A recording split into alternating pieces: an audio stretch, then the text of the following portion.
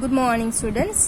આજે આપણે ભણીશું એસી. Okay, air conditioner બધા જાણો જ છો બરાબર. અત્યારે ગરમી છે, એસીનો યુઝ થાય છે. ઓકે, એર કન્ડિશનિંગ એટલે રૂમની હવાનું ટેમ્પરેચર, હ્યુમિડિટી, સ્વચ્છતા અને અવર જવરનો કંટ્રોલ કરવો. બરાબર. શું કરે છે એર કન્ડિશનર? આપણને ઠંડી હવા આપે છે જેથી મનુષ્યને કમ્ફર્ટ મળે, શાંતિ મળે. બરાબર. હવે એર કન્ડિશનરમાં રૂમની હવાની ટેમ્પરેચરનો, ભેજનો, હવાનું ફિલ્ટ્રેશન કરવું જરૂરી છે. બરાબર. બહારથી કેવી હવા આવે છે? એકદમ ગરમ, અને એ આપણને કેવી મળે છે? એકદમ ઠંડી એસીમાંથી. ઓકે, એનો કંટ્રોલ કોણ કરે છે? એસી. ઓકે, રૂમ એર કન્ડિશનરની 3 મુખ્ય સિસ્ટમ છે. હવે કઈ કઈ સિસ્ટમ છે? ઇલેક્ટ્રિકલ, રેફ્રિજરેટર અને એરફાર. જોઈએ હવે એમાં શું થાય છે બધામાં. ઇલેક્ટ્રિકલ સિસ્ટમમાં motor, compressor, control switch, fan, motor, relay, thermostat વગેરેનો ઉપયોગ થાય છે. બરાબર. Thermostat, relay, motor, compressor, control switch. આપણે થોડા 1 કલાકમાં આપણું જે એસી છે બરાબર એ કુલિંગ થઈ જાય એટલે બંધ થઈ જવું જોઈએ એવું ટાઈમર આપણે મૂકી દઈએ. બરાબર. તો એને કંટ્રોલ સ્વિચ કહેવાય. આપણે ટેમ્પરેચર વધારી શકીએ, ઘટાડી શકીએ. ઓકે.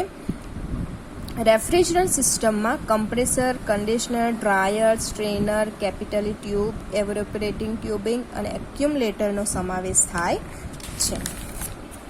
અને એર પાર્ટ છે લાસ્ટ, તેમાં શું થાય છે? ગ્રીલ, ફિલ્ટર, વેન્ટર ડોર અને કંટ્રોલ વગેરેનો સમાવેશ થાય છે. જોઈએ હવે રચના શું છે એની. આ છે જો એવોપરેટર, આ capillary tube, conditioner, cold air in room, window. Okay, room air કન્ડિશનરના 2 ભાગ છે. કયા કયા? આઉટડોર ભાગ અને ઇન્ડોર ભાગ. ઓકે, આઉટડોર ભાગમાં શું હોય છે? કમ્પ્રેસર, અને ઇન્ડોરમાં એસી. ઓકે, આઉટડોર ભાગમાં hermetically sealed motor, compress unit, conditioner અને ફેન અને ટ્રેનો સમાવેશ થાય છે. બરાબર. ફેન હોય છે, એમાં ટ્રે હોય છે.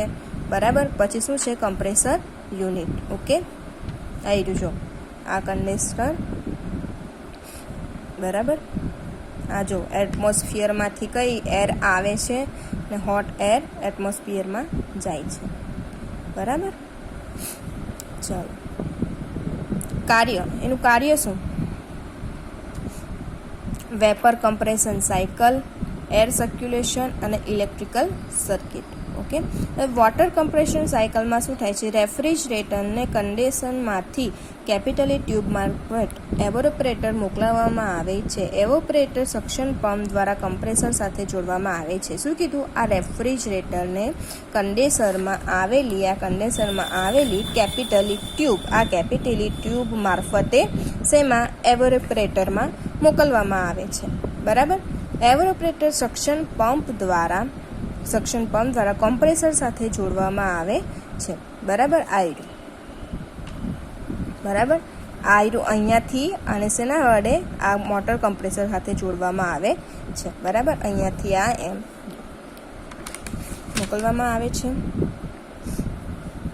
અહીં કમ્પ્રેસર દ્વારા તેનું પ્રેશર વધારવામાં આવે છે. આ કમ્પ્રેસર છે તો આ જે એર આવી બરાબર એને શું કરે છે? એનું જે પ્રેશર છે એ વધારે છે અને તેને કન્ડિશનરમાં પાછું મોકલે છે. આ રહ્યું જો આ કમ્પ્રેસર, અને પાછું એને કન્ડિશનરમાં મોકલે. એટલે પ્રોસેસ તમારી ક્યાંથી? અહીંયાથી સ્ટાર્ટ થઈને કેપિટલી ટ્યુબમાંથી એવોપરેટર થઈને મોટર કમ્પ્રેસરમાંથી એ પાછું આવે છે. કન્ડિશનરમાં વેપર કન્ડેન્સ થાય છે. ઓકે, આ શું? આમાં જે કન્ડિશનર છે એમાં વેપર કન્ડેન્સ એટલે કે ઠંડી થાય છે અને તેમાં ઉષ્મા દૂર થાય છે. બરાબર. કન્ડિશનરનું કામ શું? કે જે ગરમવાળી હવા આવી તેમાંથી ઉષ્મા દૂર કરવાનું. અને કન્ડેન્સરમાં થયેલી વેપર કેપિટલી ટ્યુબ મારફત લો પ્રેશરે એવોપરેટરમાં મોકલવામાં આવે છે. પાછી એમાં ઠંડુ થયું. બરાબર. જે એર ઠંડી થઈ એને પાછું કેપિટલી ટ્યુબ વડે એને એવોપરેટરમાં મોકલવામાં આવે.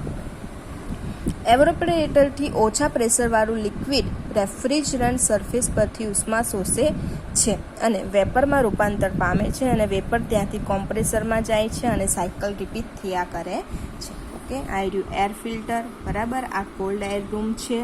બરાબર. આ એસી છે, કોલ્ડ એર રૂમ છે. કંટ્રોલ પેનલ, જે આપણે ઉપર જે લાઇટિંગ દેખાય ને એને કંટ્રોલ પેનલ કહેવાય. તો આ શું છે? Water compression cycle.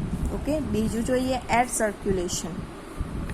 Air conditioner કેબિનેટનો પાછળનો ભાગ આવે અને આગળનો ભાગ રૂમમાં આવે અને એ રીતે બારીમાં ફિટ કરવામાં આવે છે. ઓકે, જ્યારે ફેન મોટર ચાલુ થાય છે ત્યારે રૂમની અંદરની હવા યુનિટના નીચે ભાગોથી દાખલ થઈ એર ફિલ્ટરમાં થઈ એવરોપેટર પરથી પસાર થઈ યુનિટ ઉપરના ભાગના લુવર મારફતમાં રૂમમાં ફેલાય છે. હવા એવરોપેટર પરથી પસાર થાય છે એટલે ઠંડી થાય છે. હવા ઠંડી જોઈએ આપણે આમાં શું ફેન પણ ચાલુ કરીએ ખાલી એસીમાં.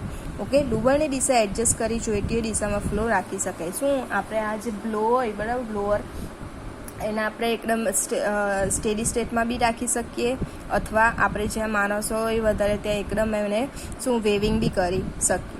ઓકે, સર્ક્યુલેટિંગ એર મોઇશ્ચર હ્યુમિડિટીને લીધે એવરોપેટરમાંથી નીચે ટ્રેમાં ભેગી થાય છે અને ત્યાંથી મારફત યુનિટ બહારના ભાગમાં નીચે રાખેલીમાં જાય છે. આ મોઇશ્ચર કોમ્પ્રેસરના કુલિંગમાં મદદ કરે છે. ફેન 2ને લીધે વાતાવરણની હવા કોમ્પ્રેસર અને કન્ડેન્સર યુનિટના નીચેના ભાગમાં દાખલ થઈ કન્ડેન્સર ઉપર થઈને ઉપરના ભાગેથી બહાર નીકળે છે.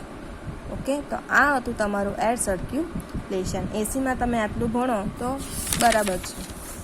બરાબર, આ હતું તમારું એર કન્ડિશનર. ઓકે, આમાંથી પણ ક્વેશ્ચન આવશે તમને.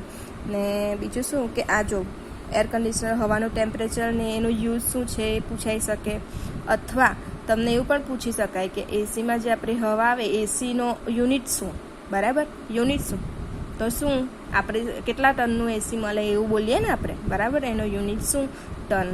ઓકે, ટન, એક ટન, 1.5 ટન, 2 ટન. ઓકે, તો આવા એસીનો યુનિટ શું, એની જે હવા હોય એ શેમાં મેઝર થાય, ટનમાં. ઓકે, ચલો આગળ હવે તમારી એક જ થિયરી બાકી છે આ ચેપ્ટરની, એ છે એનર્જી સ્ટાર કન્સેપ્ટ. એ આપણે આગળના લેક્ચરમાં જોઈશું.